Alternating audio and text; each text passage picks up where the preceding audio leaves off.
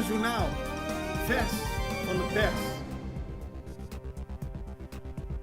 Welkom bij Extra Journaal. Fijn dat u weer kijkt. We hebben het belangrijkste nieuws voor u op een rij gezet. En belangrijk nieuws vindt plaats eigenlijk terwijl we dit opnemen bij Setebokka. Want de drugs spoelt aan bij Setebokka. Wat is er aan de hand? Gisteren kwamen er al verschillende pakketten drugs de inham binnen. Dus via het water kwamen ze bij Setebokka naar binnen. En vandaag blijft dat doorgaan. Er waren al leden van de narcotica-brigade, de kustwacht en de koninklijke marechaussee ter plaatse. Ze onderzoeken de zaak en voor hen is het belangrijk dat alle drugs die binnenstroomt ook daadwerkelijk opgeruimd wordt. Het is natuurlijk gevaarlijk als dat blijft drijven. Waar de drugs vandaan komt en om hoeveel het gaat in zijn totaliteit is nog niet bekend. Maar de zaak wordt zeker serieus genomen omdat, zoals u op de beelden ziet, de drugs langzaam per verschillende pakketten binnenkomt drijven. En het vermoeden bestaat natuurlijk dat het ergens op zee overboord is gegooid. Verbijstering over brandende palapa's. Gisteravond kwamen de beelden via sociale media op de telefoons hier op Curaçao. Veel mensen zagen het. 3 palapa's bij dat prachtig vernieuwde strand van Marie Pompoen stonden in de brand.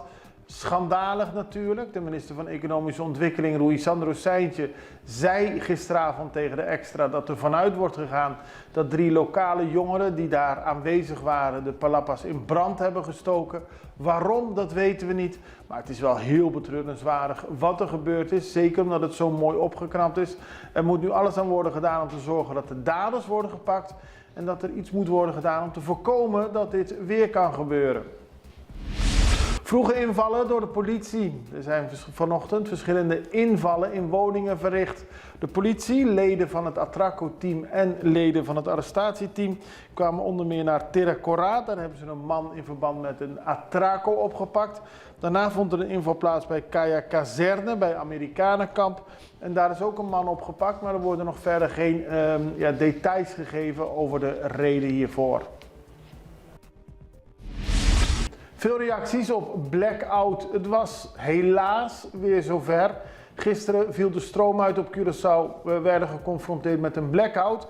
Dat betekende dat vanaf 2 uur 's middags tot 8, 9 uur 's avonds de meeste mensen kregen toen weer stroom. Maar dat er zo'n lange tijd geen stroom was op Curaçao. En dat zorgde voor veel irritatie. Je kunt zich nog herinneren dat niet zo lang geleden een dergelijke blackout tot woede leidde bij de minister van Economische Ontwikkeling. Nu wordt onderzocht wat er precies is gebeurd en alles duidt op een kortsluiting bij het netwerk van Aqualectra. Maar de noodzaak om er iets aan te doen blijft natuurlijk bestaan. Lijstcombinatie van MAN en PIN. 2 partijen, de MAN en PIN, gaan bij de eerstvolgende verkiezingen een lijstcombinatie aan en wordt samengewerkt.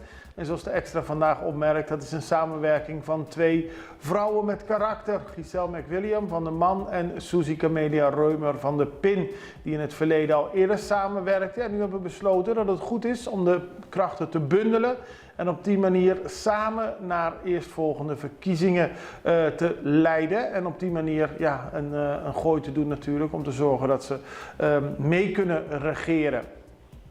Vanmiddag trouwens is er een persconferentie over deze samenwerking en dan wordt er meer duidelijk. Eerste betaling, indexering. De minister van Bestuur, Planning en Dienstverlening, Ornelio Kid Martina, heeft gisteren een video de wereld ingestuurd, vooral via sociale media, waarin hij uitleg gaf over de indexering. De overheid heeft niet zo lang geleden een beslissing erover gemaakt, maar de vakbonden willen iets van zekerheid hebben, hebben om een brief gevraagd.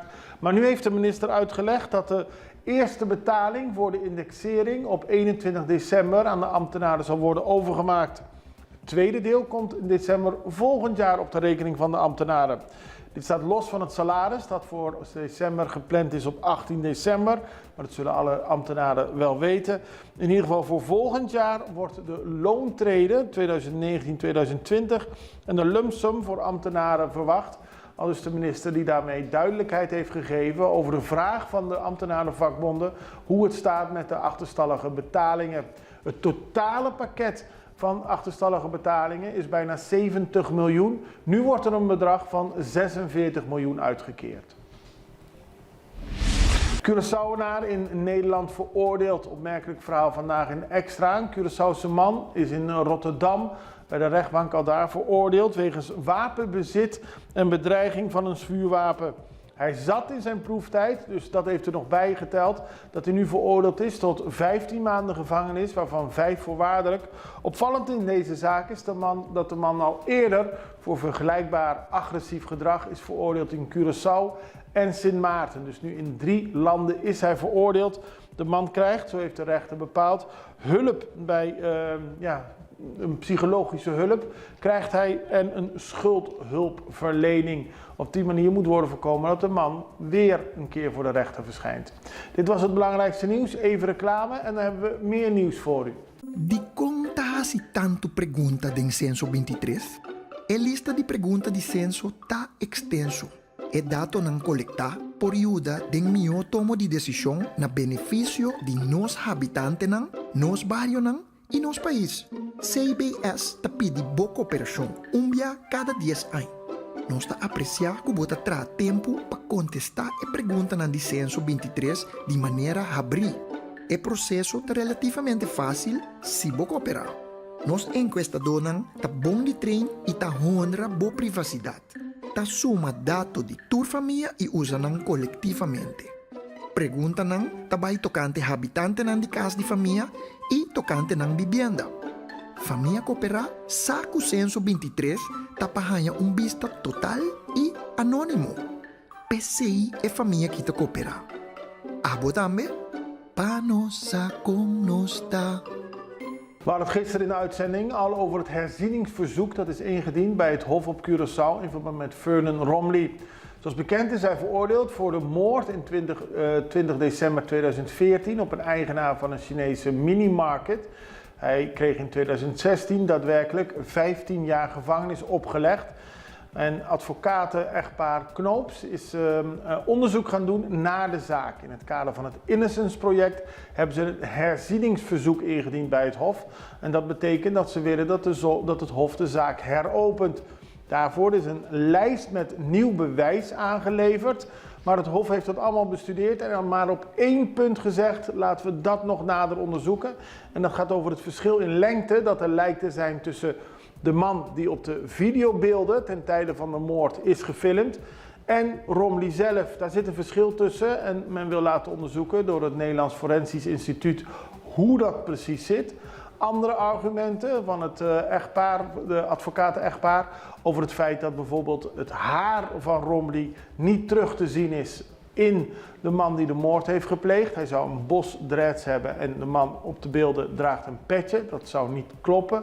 De vorm van zijn wenkbrauwen, het feit dat de ene op de beeld linkshandig is en de andere rechtshandig. Dat allemaal en het feit dat de politie meer dan 400 WhatsAppjes zou hebben verwijderd van de telefoon van Romley nadat hij hem had ingeleverd. Dat was allemaal onvoldoende reden voor het Hof om te zeggen dat gaan we nader onderzoeken. Dus de tussenstand is nu dat er een nader onderzoek moet worden gedaan. Als dat bekend is, dan bepaalt het Hof of de zaak wordt heropend, ja of nee. Romley en zijn familieleden zeggen al sinds het begin van de zaak dat hij er niks mee te maken heeft. Hij heeft in WhatsAppjes opgeschept dat hij de moord zou hebben gepleegd tegen meisjes. Maar dat is stoerdoenerij. En dan gaan we naar een heel andere zaak. Verkiezingen in Nederland. Volgende week woensdag zijn er verkiezingen voor het nieuwe parlement van Nederland. En vanaf deze week kunnen mensen op Curaçao daarvoor al stemmen. Het gaat wel om mensen die eerder daarvoor een aanvraag hebben ingediend. Maar hoe gaat het tot nu toe? Daarover hadden we een gesprek met Leila do Rosario Costa. Zij is hoofd briefstembureau en we vroegen haar, hoe gaat het tot nu toe? Gaat het goed? Ja, het gaat heel erg goed. We merken dat de mensen ons weten te vinden. Dus de mensen komen hier hun briefstembewijs ophalen. En ze kunnen ook gelijk gebruik maken om te stemmen. En ja, dat gaat gewoon goed. Er is veel enthousiasme, het leeft. De mensen die krijgen uitleg van ons hoe ze moeten stemmen. Want het is nogal een ingewikkeld proces, vinden sommigen. Het is anders dan in Nederland, dan dat ze gewend zijn uit Nederland. Klopt, het is anders dan in Nederland. Maar voor de mensen die daar uitleg bij nodig hebben, daar zullen wij uitleggen wat er in de oranje envelop moet en wat er in de witte envelop, zodat elke stem telt. Ja. Dus daar letten we wel op. Want het gaat om mensen die zich van tevoren hebben aangemeld. Hè? Het is niet dat mensen nu kunnen besluiten om te gaan stemmen. Het gaat om mensen die van tevoren zich hebben aangemeld dat ze willen stemmen. Ja, klopt. Mensen konden zich tot 11 oktober registreren. Dat konden ze doen bij de gemeente Den Haag. En dan worden jouw gegevens opgeslagen en ontvang je een briefstembewijs. En dat betekent dat je het recht hebt om te mogen stemmen. En helaas lukt het mensen lukt het niet meer om vandaag bijvoorbeeld te komen met een paspoort en te vragen of dat ze mogen stemmen. Dat gaat niet. Dus voor de volgende keer moeten mensen op tijd aan deze regels voldoen. En dan kunnen ze uiteindelijk hier komen. Sinds maandag kunnen ze stemmen tot en met de 22e om 3 uur 's middags. Klopt, sinds maandag 8 uur zijn we open. En de 22e sluiten we echt om 3 uur. Dus het is echt van belang dat mensen ruim op tijd komen. Want we weten niet hoe druk het zal zijn. Dus we vragen de mensen ook echt van, wil u komen stemmen? Maak gebruik van het tijdstip deze week tussen 8 en 4. En dan de 22e niet vergeten om voor 3 uur uw stem binnen te brengen. En hoe leeft het onder mensen? Vinden mensen het leuk om te stemmen of zien ze het als een verplichting? Nou, we merken vooral dat mensen het leuk vinden. En dat ze het leuk vinden dat ze de mogelijkheid hebben om te kunnen stemmen. En mensen vinden de binding met de partijen in Nederland ook nog van belang. Dus ze vinden het wel van belang dat ze een stem kunnen uiten. Dus dat merken we wel. Het is geen verplichting, dat merken we niet. En ik zag op Facebook ook dat mensen die slechter been zijn ook nog geholpen worden. Ja, klopt. Want we zitten hier in een prachtig pand. En om bij het briefstembureau te komen, moet u dan wel een hoge trap op. En de mensen die dat niet kunnen, daarvan hebben we gezegd dat wij dan met 2 personen naar beneden gaan. We gaan naar de auto en we brengen het briefstembewijs naar de persoon toe. En de persoon kan daar ook meteen stemmen. En zij geven hun retourenenvelop aan ons mee. Dus we zijn altijd met z'n tweeën. En dan zorgen we ervoor dat het in de stembus komt. Helemaal garant dat het goed gaat. Ja, dat zeker. Ja. En daarmee zijn we aan het einde gekomen van deze aflevering van Extra Journaal. Als u ons via Facebook bekijkt, alstublieft druk op volgen. Bekijkt u ons via YouTube, alstublieft druk op abonneren. Dan zien we hoeveel mensen dagelijks naar Extra Journaal kijken. En dat is voor ons fijn om te weten. En u blijft ook op de hoogte als er nieuwe uitzendingen zijn. Tot zover. We zijn er morgen weer. Het allerbeste. Tot ziens. Dag.